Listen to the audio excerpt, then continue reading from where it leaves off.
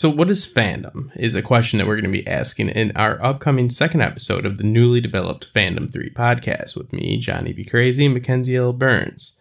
I want you guys to ponder this. A metaphor I like to use is, well, there's people that have an iPhone and they use their iPhone, and there might be people that have an iPhone and all they do is talk about their iPhone and call people on their iPhone to talk about all the different features and apps that are available on that iPhone, and they essentially start a community in communication back and forth about the phone in which they bought. And then there's simply people that use it. Simply, sometimes people will see a film, read a book, watch a TV show, and they really don't see much else to do after that. And then there's those who indulge. There's those that are immersed. There's those that get the extra enjoyment out of it. I'm talking about you, I'm talking about me, I'm talking about fandom. Fandom 3 is a podcast that investigates this. This short video will serve as a launchpad in order for you to find out about the podcast, as well as I'm going to have some information in the links below for you guys to go and take a look for yourself at some of these studies, at some of these articles, essays, and so forth. All these sources that we have available for ourselves for the podcast. We want you guys to be engaged. When talking about fandom, it's impossible not to mention Henry Jenkins, a professor in humanities. He directed MIT's Comparative Media Studies graduate program from 1993 to 2009, setting the initiative research agenda during a time of fundamental change in communication, journalism, and entertainment. It's one of the first media scholars to chart the changing role of the audience in the environment of an increasingly persuasive digital content era.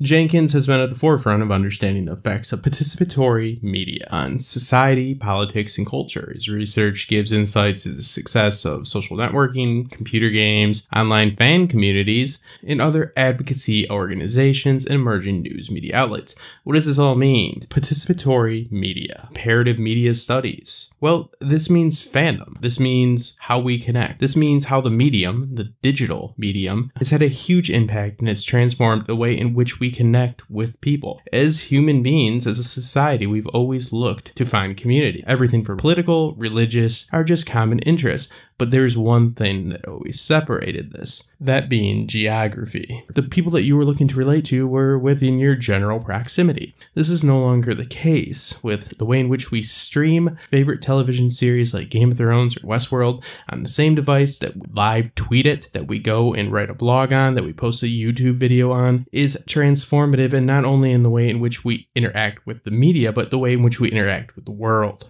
Our upcoming topic will be what constitutes a fandom. For our second episode of the podcast, what works well for fandoms? What are the different types of fandoms? Because it's really not as simple as just world building. I usually will associate fandoms or properties that lend themselves to fandom in the sense of something that has world building, a story that lives on and breathes on past the narrative in which we've been given.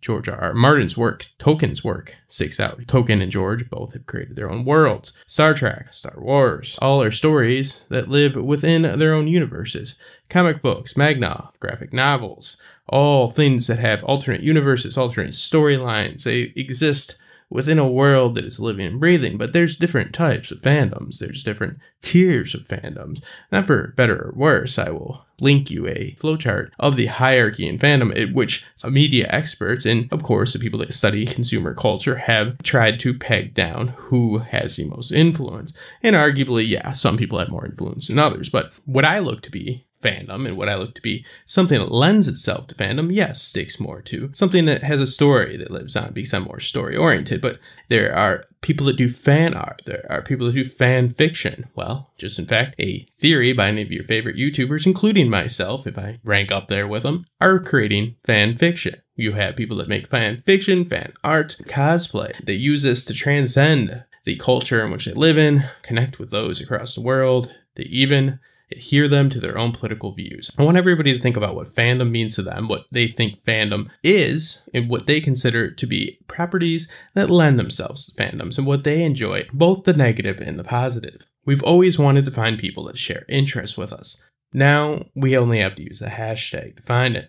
Fandom 3 podcast is about the bigger picture. It's about story, but it's also about fandom. Where the fandom turns bad, where the fandom can be positive, where it can be negative. There's always a good and bad side. Fandoms like Star Wars, fandoms like X-Men that have so much controversy as of late. We're investigating the psychology of fandom, a social study of sorts.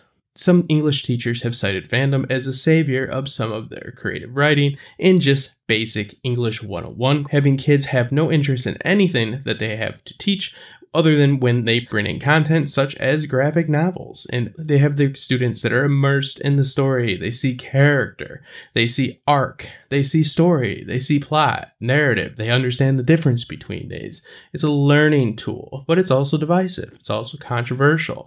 It's also some would chart it off with a hierarchy of who's above who.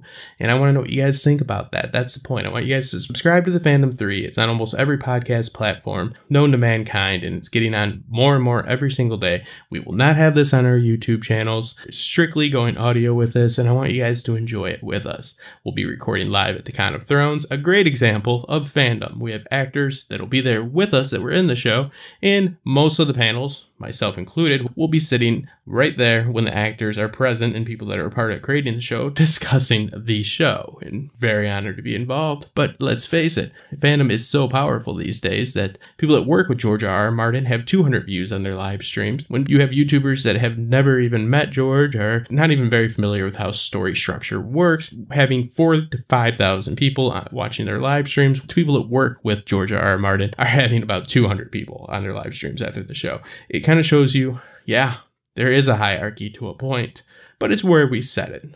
What is your fandom? What does fandom mean to you? Do you create story? Do you create art? Do you role play? Do you do cosplay? What is it about fandom that you indulge in? And what is it about fandom that maybe you don't like? What lends itself to fandom? Let us know. Make sure to subscribe. All the information will be down below. Subscribe to the podcast. Make sure to give it a good rating. If you listen on the Anchor app, you can actually leave voice messages that we can play live on air. And let's face it, Game of Thrones is over, but fandom is not. Fandom isn't something that goes away when a series stops. Let's broaden our horizons and focus in on what we really loved about Game of Thrones, the community.